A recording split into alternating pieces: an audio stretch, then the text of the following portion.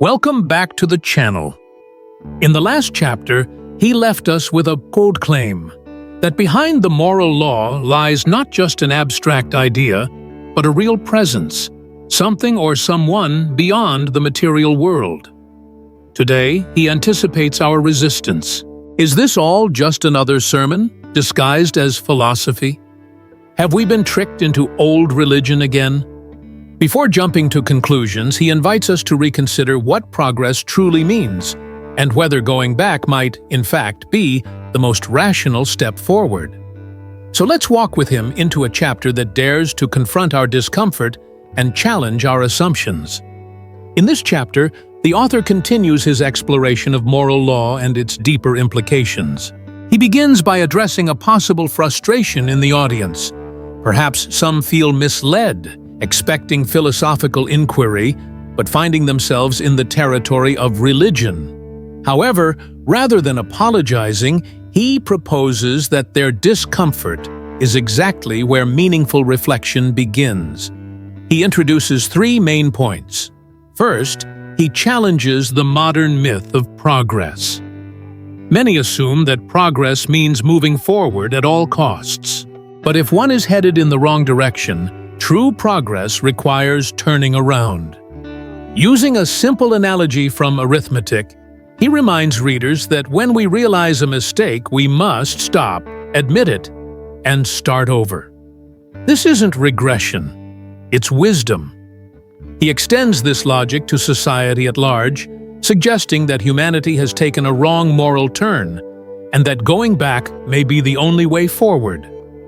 Second, he clarifies that his argument has not yet entered traditional religious territory. Instead of invoking scripture or church authority, he points to something more universal: the presence of a somebody or something behind the moral law.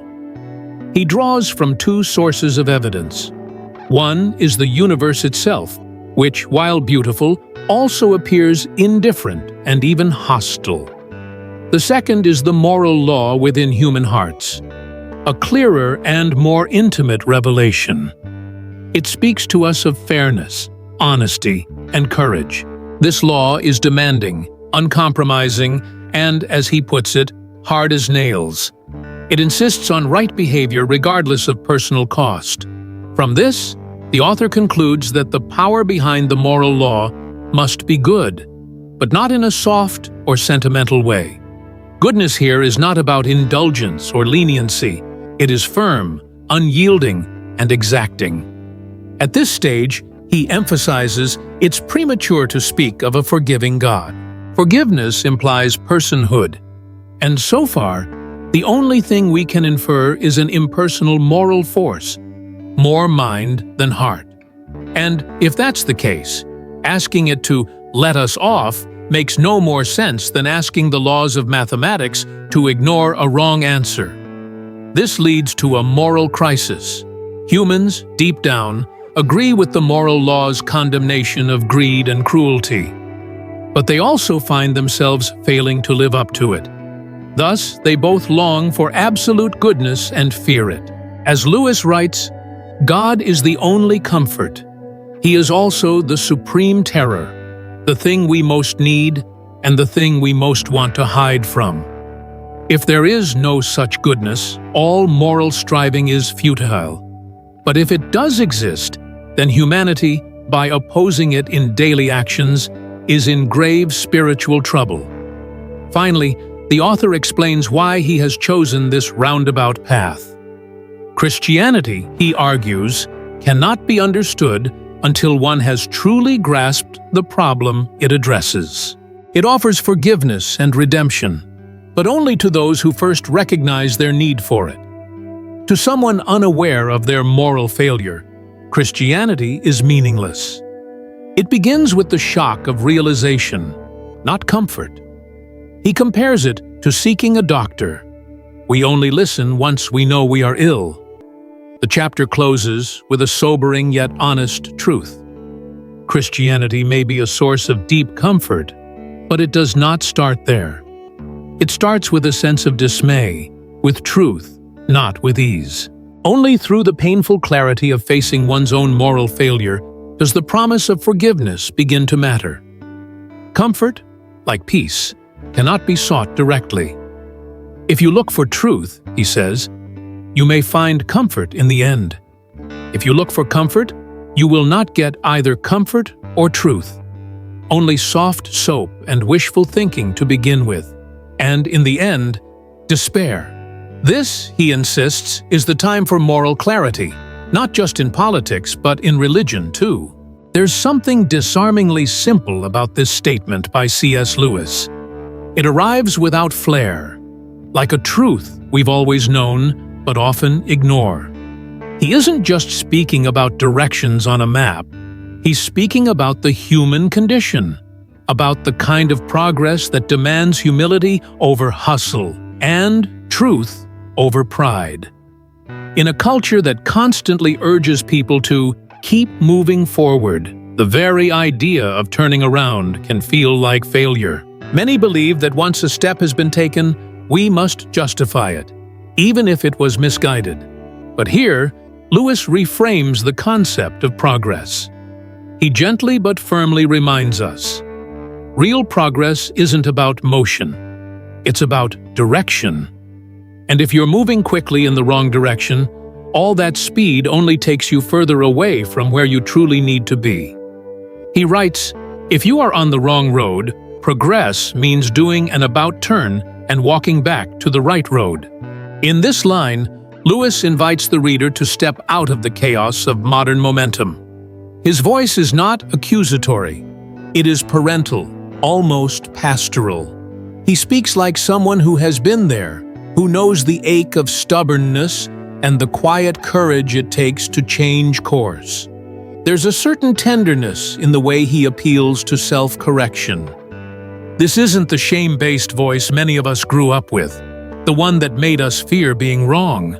It's the wiser voice of age and experience that says, being wrong is not the end of the story. It's the beginning of your return. For the middle-aged listener, this reflection may touch on more than one area of life. Perhaps it's a strained relationship that should never have been neglected. Perhaps it's a long-ignored calling, buried under years of busyness. Or perhaps it's simply the recognition that the version of success one has chased is not, after all, the road to joy. Lewis's metaphor reminds us of childhood lessons too, like those frustrating math problems where the further you worked with a wrong number, the more confused the result became. We all remember the exhale that came with erasing the mistake, returning to the beginning, and trying again. In the adult world, those equations may look like career paths, belief systems, or relationships, but the principle holds. Starting over is not regression, it is redemption. And yet, why is turning back so difficult? For many, it is pride. For others, it is fear of appearing lost. Society doesn't easily celebrate those who admit they're wrong, but Lewis does. To him, the one who recognizes their error earliest is not a failure. They are the most progressive. That reframing is powerful. It gives permission to those who feel trapped in the illusion of consistency. It says, there is no shame in a U-turn, only in pretending you never needed one. And so the quote lingers, not as a command, but as an invitation. To reflect, to retrace, to realign. It offers dignity to the act of repentance, not just in a religious sense, but in every sphere of life where course correction is needed. It reminds us that wisdom is often found not at the end of a long road, but in the brave moment we choose to walk the other way. Before Lewis delivers this line, he carefully sets the stage. He acknowledges the awe-inspiring beauty of the universe and its terrifying indifference. Stars blaze across infinite skies. Mountains rise in stoic silence, and oceans roar with grandeur and danger. If this cosmic canvas were our only clue about God, we might conclude he is a masterful artist, but perhaps a remote or even merciless one. The world dazzles, yes, but it does not seem to care. It leaves us in awe, but not in intimacy. Then Lewis gently redirects our gaze, not outward, but inward. He writes, "You find out more about God from the moral law than from the universe in general, just as you find out more about a man by listening to his conversation than by looking at a house he has built." It's a simple analogy, but profoundly human. When we visit someone's home, we may admire the architecture, the color of the curtains, the warmth of the lighting. But until that person speaks, we don't truly know who they are. Words, especially those spoken sincerely, reveal the soul behind the structure. Likewise, the moral law, speaking softly within the human conscience, offers a more personal, more revealing glimpse of the divine than galaxies or gravitational laws ever could. This idea invites reflection, especially for those who've spent a lifetime pondering beauty, loss, faith, and meaning. The universe may move us to wonder, but the moral law moves us to examination. That quiet nudge when we know we've acted unjustly, the unshakable sense that some things are simply right or wrong. Where does that come from? If it were merely an instinct or culture, it would shift with convenience. But it doesn't. It stands firm, even when it costs us something.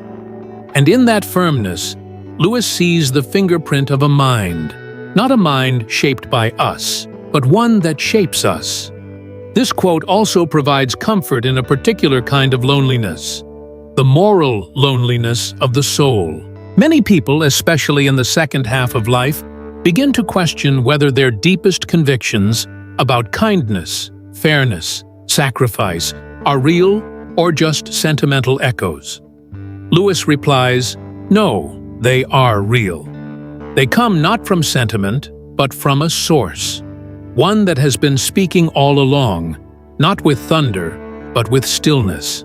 And what does this moral law say about its source? Lewis suggests it reveals a God who deeply cares about things like honesty, courage, unselfishness, and fairness, not because society demands them, but because these are reflections of his own nature. Just as a man's tone and language tell us more about his heart than his garden or car ever could, so too the moral law gives us a clearer vision of God's character than the vast mechanics of the cosmos. Yet Lewis, in his usual candor, warns us not to sentimentalize this insight. The moral law is not soft. It is, in his words, as hard as nails. It demands that we do the right thing, not because it's easy, but because it's right. It cares nothing for our excuses or our comfort. And if this law is truly the echo of God's voice, then God is not indulgent. He is good, but not tame. This brings us to a sobering but necessary message. God may not be what we wish him to be, but he is exactly what we need him to be. He is not a projection of our preferences, but the source of our deepest longing for truth and justice. And it is precisely through the moral law, this intimate inner voice, that we hear his presence most clearly. Ultimately, Lewis is not trying to frighten or impress. He is trying to awaken. The beauty of the stars may stir the eye, but the moral law stirs the soul.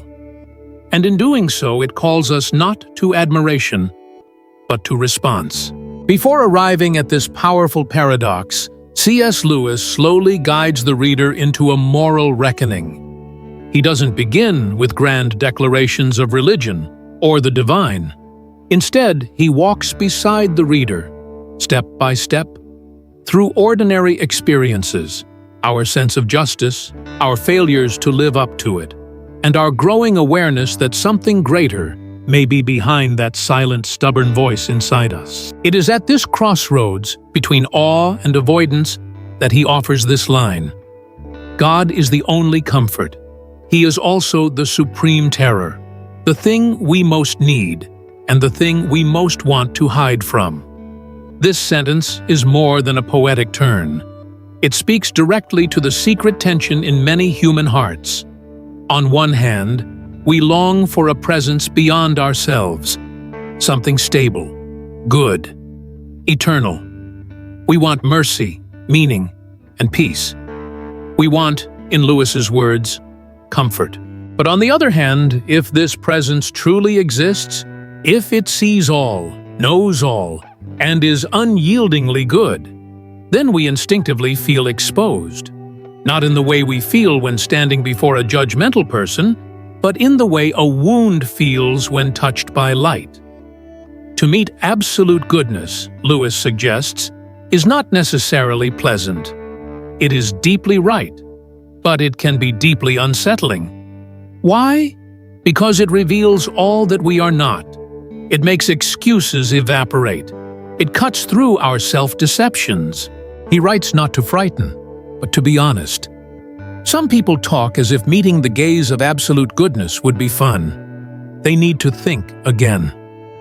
For many middle-aged listeners, this may feel painfully true. By this point in life, we've collected regrets, inconsistencies, and quiet compromises. We've said things we wish we hadn't. We've known what was right and walked the other way.